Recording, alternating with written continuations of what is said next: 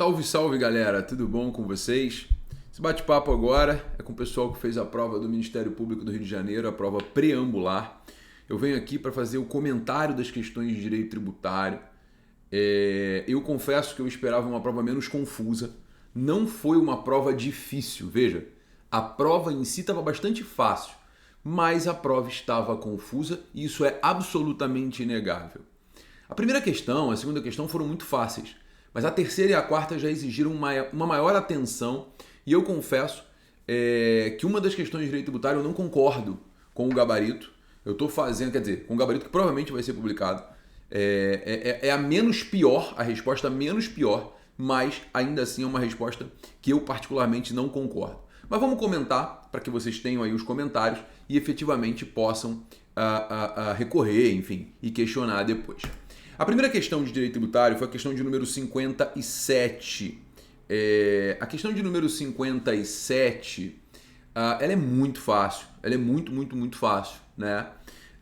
Com o intuito de gerar recursos destinados exclusivamente para o custeio do serviço de iluminação pública, a Prefeitura Municipal de Pindorama do Norte cria uma taxa de iluminação pública a ser paga juntamente com o IPTU, Imposto Predial e Territorial Urbano, em valor único de R$ 100 por ano, para todos os contribuintes. Considerando essa situação, assinale a alternativa correta.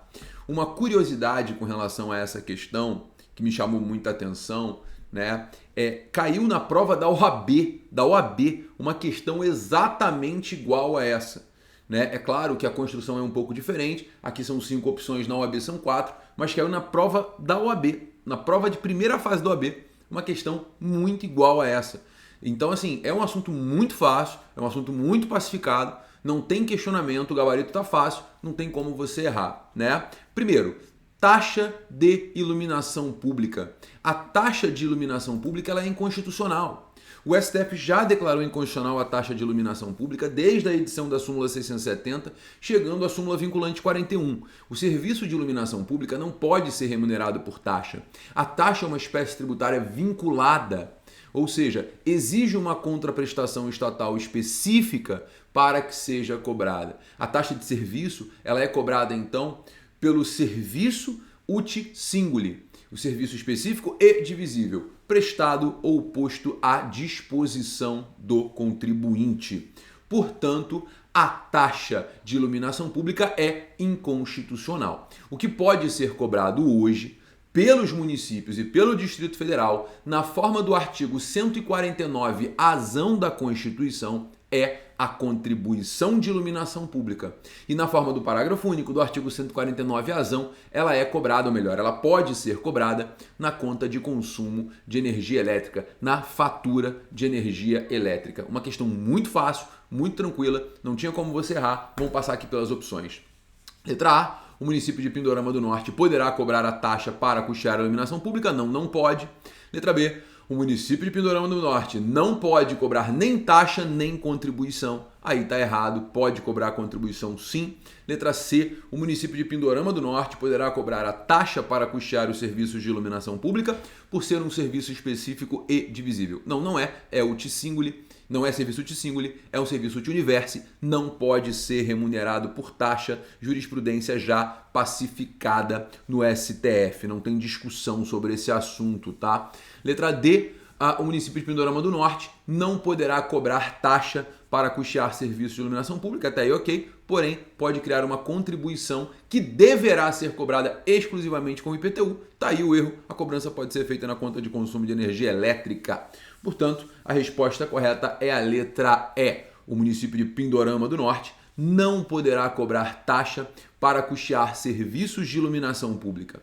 Porém, poderá criar uma contribuição para a iluminação pública que poderá ser cobrada na fatura de consumo de energia elétrica, que poderá ser cobrada na fatura de consumo de energia elétrica, artigo 149-azão, com redação dada pela emenda constitucional número 39. Questão fácil, questão tranquila, não tinha muito o que você errar, tinha que se esforçar pra caramba para isso, certo? Então a gente vai tocar para a questão de número 58. A questão de número 58 também não é uma questão difícil, tá? É uma questão chata, porque demanda atenção, mas não é uma questão difícil. Vamos lá. O senhor Maia falece e deixa como herdeiros 3 filhos, Aldo, Beto e Célio. Aberta a sucessão, o que se dá com a morte, né? Artigo 1784 do Código Civil, Aldo renuncia seu quinhão de herança em favor de seu filho Aldo Júnior. Beto, por sua vez, perceba, olha só, Aldo renuncia em favor do seu filho. Renuncia em favor do seu filho. Portanto, Aldo recebe a herança e Aldo renuncia em favor do seu filho. Aqui, a grande discussão envolve o efeito tributário da renúncia translativa e o efeito tributário da renúncia abdicativa.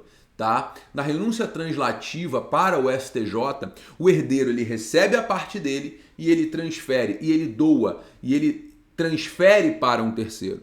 Então, nesse caso, se a renúncia é translativa, vai ter um ITD do de cujus para Aldo e um ITD de Aldo para Aldo Júnior, que ele, claro, fez a renúncia em favor do filho, ok? E se houver uma renúncia abdicativa? Se houver uma renúncia abdicativa, a pessoa simplesmente renuncia, acabou, eu não recebo. É a famosa renúncia em favor do monte. Nesse caso, o efeito tributário é, se a pessoa renuncia em favor do monte, essa pessoa não recebe, a parte dele não sai do monte. Então não há a incidência de ITD. Então nesse caso, quando Aldo renuncia em favor do filho, há 2 ITDs. 2 ITDs. Certo? Legal.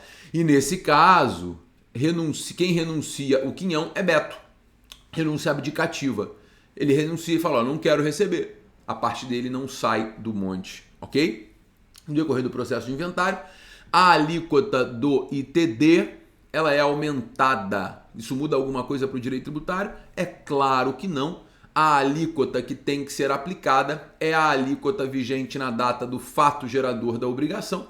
A alíquota que tem que ser aplicada é aquela vigente no fato gerador da obrigação, conforme previsto no caso a súmula 112 do STF. A súmula 112 deixa muito claro que o imposto tem que ser calculado com base na alíquota vigente na data da morte. Portanto, a resposta correta aqui ela é muito fácil, é a letra C, mas vamos ver as outras opções.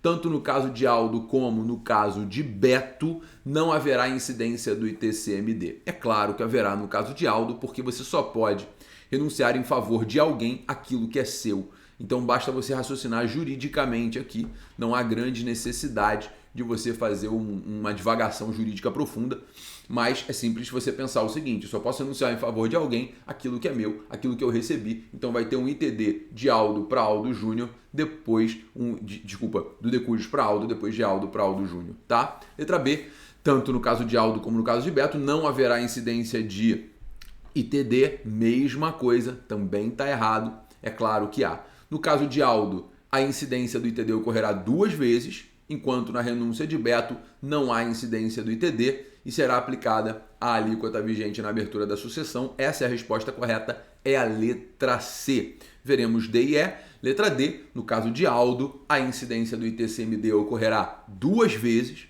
né? Ok, tá certo. Enquanto no caso de Beto, não há incidência do ITD. Será aplicada a alíquota vigente ao tempo da homologação do cálculo? É claro que não. A alíquota tem que ser aquela da data do fato gerador. A base de cálculo, que aí sim vai ser a da homologação, porque muitas vezes o inventário dura muitos e muitos e muitos anos. Então você precisa atualizar aquele valor, ok?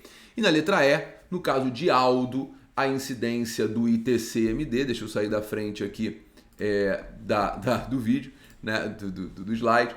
No caso de Aldo, a incidência do ITCMD ocorrerá uma única vez, o que também está errado. Ok, gente? Tranquilo?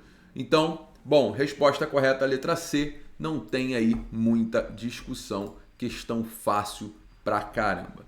A questão de número 59 é uma questão que eu particularmente não gostei. Ela é uma questão confusa demais, demais. E na minha singela opinião, eu escolhi aqui uma opção de resposta. Porém, eu, Gabriel, não estou muito à vontade com essa opção de resposta, não. Por causa da forma de escrita da questão. O enunciado é ruim. Tá? Bom, vamos lá, que vocês vão entender o que eu estou dizendo.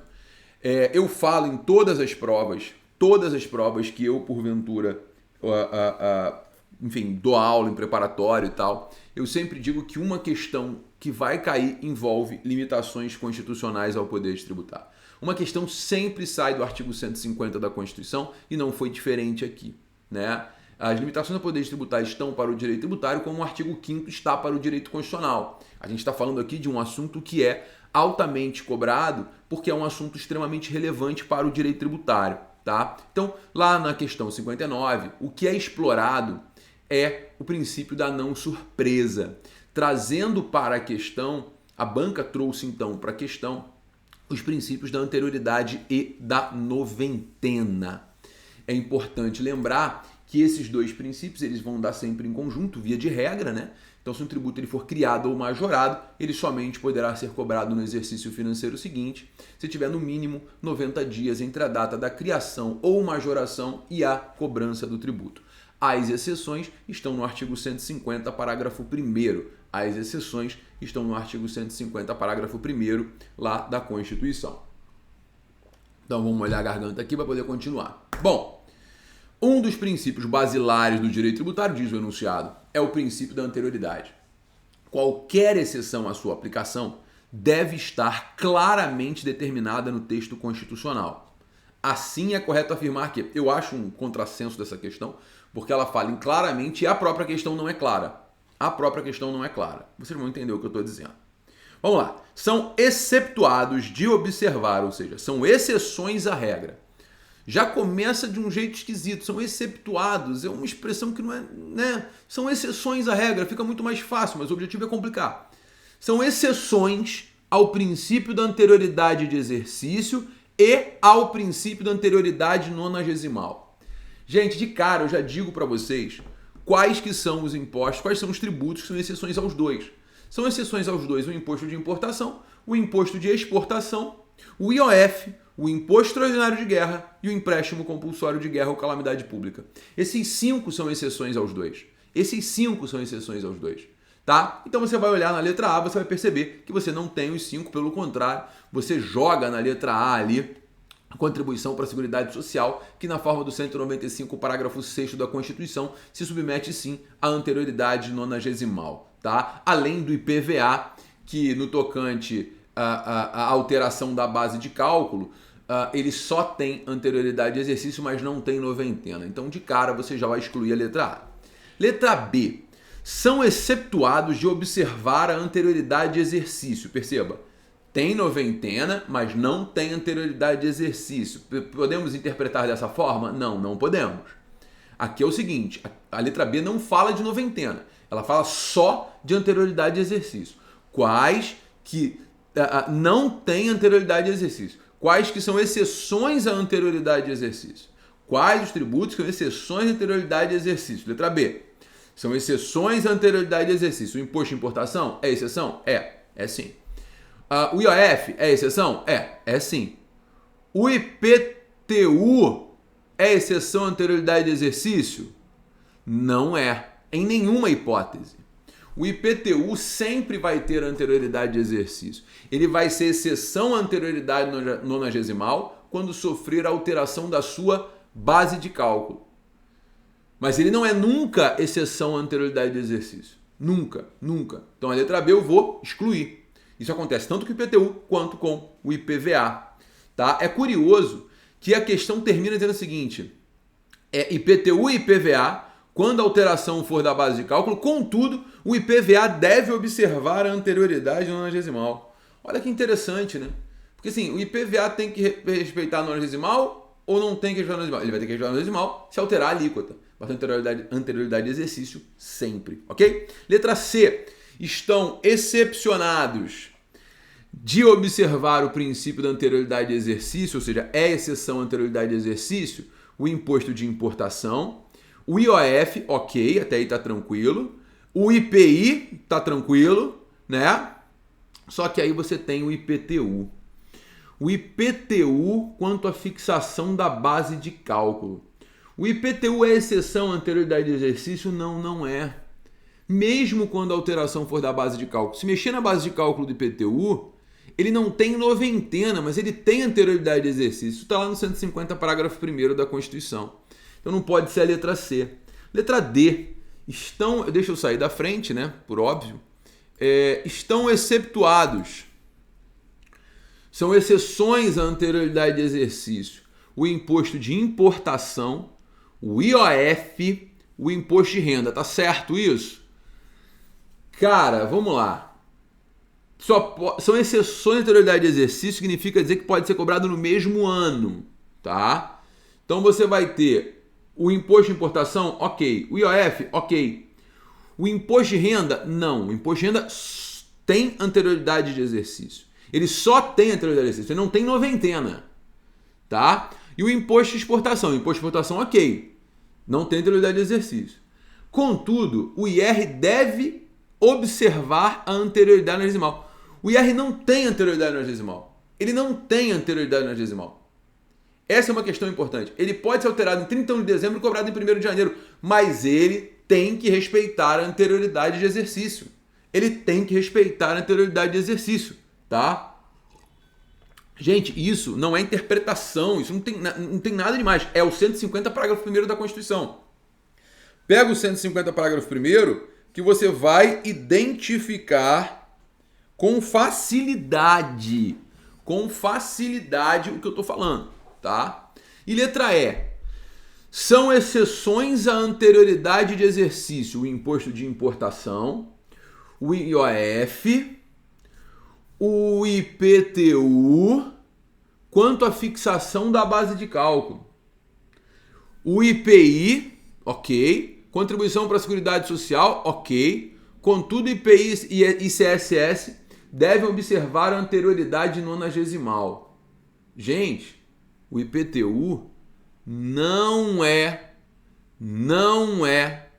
exceção da anterioridade de exercício, mesmo que a alteração seja da base de cálculo. Então, assim, eu te digo de coração, eu não consigo identificar o gabarito da questão número 59. Na minha singela opinião, é uma questão que tem que ser anulada, tá? Não tem gabarito. Basta você pegar o 150, parágrafo 1º. Eu já fiz e refiz essa questão milhares de vezes. Eu já estou viciado, inclusive. Eu não consigo achar a resposta dessa questão. Eu estou tentando entender o que a banca quer dizer, tá? E aí eu vou passar por todas as opções novamente. Você vai me acompanhar para ver se a gente chega a alguma conclusão juntos, tá? Letra A. São exceções tanto a anterioridade de exercício como a nonagesimal. O imposto de exportação, ok. O IOF, ok. O IPVA, quanto à fixação da base de cálculo, não. Tá errado.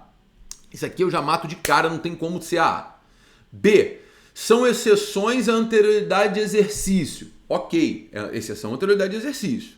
Não vai ser submetido à anterioridade de exercício. Tá? Ok. Quem são? O imposto de importação? Tá certo? Tá. IOF? Tá certo? Tá. O IPTU, quando a alteração for da base de cálculo, ele é exceção à anterioridade de exercício? Não, não é. O IPVA, quando a fixação da base de cálculo, é exceção à anterioridade de exercício? Não, não é. Contudo, o IPVA deve observar a nonagesimal. Pelo contrário, ele não tem que observar a nonagesimal quando alterar a base de cálculo. Tá? São exceções, letra C, são exceções ao princípio da anterioridade de exercício. O imposto de importação? Sim. O IOF? Sim. O IPTU, quanto à fixação da base de cálculo? Não. O IPI? Sim. Contudo, o IPTU deve observar a anterioridade nonagesimal. O IPTU não tem anterioridade nonagesimal quando mexer na base de cálculo. Ele só tem anterioridade de exercício. Letra D. São exceções ao princípio da anterioridade de exercício.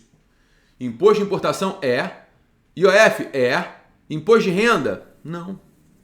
Não é exceção à anterioridade de exercício. O IPTU deve observar a anterioridade nonagesimal. Espera aí. Vamos lá. Aqui eu tenho imposto de renda? Não. Então vamos lá. São exceções à anterioridade de exercício. Imposto de importação. IOF. Fechou? Fechou. IPTU. Quanto à alteração da base de cálculo? Não. Tem anterioridade de exercício. IPI tem anterioridade de exercício? Não. Contudo, o IPTU deve observar a nonagesimal. O IPTU tem que observar a nonagesimal só quando mudar a alíquota, não quando mudar a base de cálculo. A questão não está falando de alíquota. Eu não marcaria C. D. São exceções à anterioridade de exercício. O imposto de importação é exceção à anterioridade de exercício? É. É sim. O IOF é exceção à anterioridade de exercício? É sim. O imposto de renda é exceção à anterioridade de exercício? Não. Não é. E o imposto de importação? Contudo, o IR deve observar a nonagesimal. O IR não é só nonagesimal, é anterioridade de exercício, pelo contrário, ele não tem nonagesimal. Estão exceptuados de observar o princípio da anterioridade de exercício? Não tem anterioridade de exercício. O imposto de importação, tá certo? Tá certo. O IOF, tá certo? Tá certo. O IPTU, desculpa, Imposto Predial Territorial Urbano, tá errado. Fixação da base de cálculo não tem noventena, mas tem anterioridade nonagesimal. É esse o problema. Desculpa, não tem noventena, mas tem anterioridade de exercício. Tá vendo como é que isso deixa você viciado? Mas tem anterioridade de exercício. IPI e CSS não tem anterioridade de exercício. Não tem anterioridade de exercício. Mas o IPTU, ele tem anterioridade de exercício em qualquer hipótese. Então, assim, eu, Gabriel, não encontrei resposta para a questão 59. Eu não vou nem chutar. Eu vou esperar o gabarito para ver o que vai acontecer. Tá? Fica aí minha crítica à questão de número 59. Na minha singela opinião, não tem gabarito, é uma questão que tem que ser anulada. É uma questão que tem que ser anulada, tá? Bom, desculpa tomar o tempo de vocês com isso, mas eu queria voltar e reforçar essa questão, tá bom? A questão de número 60 é uma questão mais difícil, mais chata, porém não é impossível. A questão de número 60, ela traz uma jurisprudência recente do STF, né? Misturado com a jurisprudência já pacificada. No que se refere às medidas coercitivas para a cobrança do tributo, assinale a alternativa correta. Letra A. Não são admitidos o cancelamento de cartão de crédito do contribuinte devedor e a interdição de estabelecimento. Realmente, não cabe a interdição de estabelecimento como meio coercitivo para a cobrança de tributo, nem o cancelamento de cartão de crédito, mas admite-se a apreensão de mercadoria. Não é admitida a apreensão de mercadoria, isso está na súmula 323 do STF, súmula 323 do STF, não é cabível a apreensão de mercadorias para obrigar o contribuinte a pagar o tributo, não pode ser a letra A. Letra B. Não são admitidos o cancelamento de passaporte do contribuinte devedor e a cobrança de astrentes, mas admite-se a apreensão de mercadorias. Não se admite súmula 323. C. Não são admitidos o cancelamento de passaporte do contribuinte devedor e a cobrança de astrentes, mas admite-se a proibição de despacho de mercadorias na aduana pelo devedor. Proibição de despacho. Essa questão é interessante. Eu vou deixar a letra C aí para a gente voltar nela. Não são admitidos a interdição de estabelecimento, realmente não. A apreensão de mercadorias, realmente não. E nem a proibição de despacho na aduana. A proibição de despacho na aduana que é o grande problema, né? Vamos ver a E. Não são admitidos a apreensão de mercadorias para o pagamento de tributos, não são. E o cancelamento de passaporte, também não. Mas admite-se a proibição de despacho de mercadorias na aduana pelo devedor. Gente, essa situação ela é muito interessante. Muito interessante. Porque assim, o STF, no julgamento do recurso extraordinário 1090.591, recurso extraordinário 1090.591, entendeu que é constitucional vincular o despacho aduaneiro ao recolhimento de diferença tributária apurada mediante arbitramento da autoridade fiscal. Ou seja, é constitucional vincular o despacho aduaneiro. Se o contribuinte não pagar a diferença tributária, pode sim ser retida a mercadoria. Pode sim ser retida a mercadoria. Tá? E aí, você vai ficar aqui entre C, né, D e E. Porque, veja, C, não são admitidos o cancelamento de passaporte. Realmente não. A cobrança de astrente. Também não existe astrente em matéria tributária. Mas admite-se a proibição de despacho de mercadoria na aduana pelo contribuinte devedor. Tá certo? Letra D. Não são admitidas a interdição de estabelecimento. Não é admitida mesmo. Súmula 70 do STF. Como meio coercitivo a cobrança de tributo. Apreensão de mercadorias de pagamento de tributo também não é admitida, súmula 323, e nem a proibição de despacho de mercadorias na aduana. Isso não é admitido? É sim. É permitido vincular o despacho ao pagamento do tributo. É permitido. E não são admitidos. Então eu vou tirar D, vou ficar entre C e E. Não são admitidos a apreensão de mercadorias, não é cabível a apreensão de mercadorias, não é permitido o cancelamento de passaporte, mas admite-se a proibição de despacho de mercadoria pelo contribuinte devedor. Então eu tenho C e E que são idênticas. C e E são idênticas. Se você considerar o teor do recurso extraordinário, 10.90.591. Recurso extraordinário 10.90.591. Concordam comigo? Não cabe cancelamento de passaporte, não cabe astrente, mas é possível a proibição de despacho de mercadoria. Não são admitidas a apreensão de mercadorias? Não. Não é possível cancelamento de passaporte? Não. Mas é possível a proibição de despacho de mercadoria. Isso aqui, gente, de acordo com o recurso extraordinário 10.90.591, é possível. Então, como D e E seriam duas respostas cabíveis, eu vou entender que a banca não está concordando com o STF. E aí eu vou marcar a letra D. Óbvio. Porque se C e E são idênticas, eu vou marcar a letra D. Eu vou entender que a banca não está seguindo a jurisprudência do STF. Por quê? Porque até o julgamento do recurso extraordinário 10.90.591 não era cabível a retenção de mercadorias. Até a jurisprudência do STF ser atualizada não era cabível. Foi só com 10.90.591 que passou a ser aceitável esse tipo de situação. Então eu vou marcar a letra D, acreditando que a banca não está de acordo com a jurisprudência do STF. Então assim, foi o que eu falei para vocês. A prova não está difícil, ela está confusa. Ela está muito confusa mesmo. Então assim, sendo bastante honesto com vocês, eu tomei aqui meia hora da vida de vocês comentando a prova do Ministério Público. Mas, eu digo, é uma prova que merece muita atenção, porque ela foi, assim, extremamente confusa e mal ajambrada. Na boa, em matéria tributária, a banca mandou muito mal, porque as questões não são difíceis, mas ela conseguiu confundir de um jeito que é difícil até para você achar a resposta correta. Tranquilo, gente? Beleza? Bom, feitos os comentários, espero que você tenha ido bem e faça os recursos, porque a questão 59 e a questão 60 merecem recursos sem sombra de dúvidas. Bom, sorte para vocês. Tô aqui na torcida.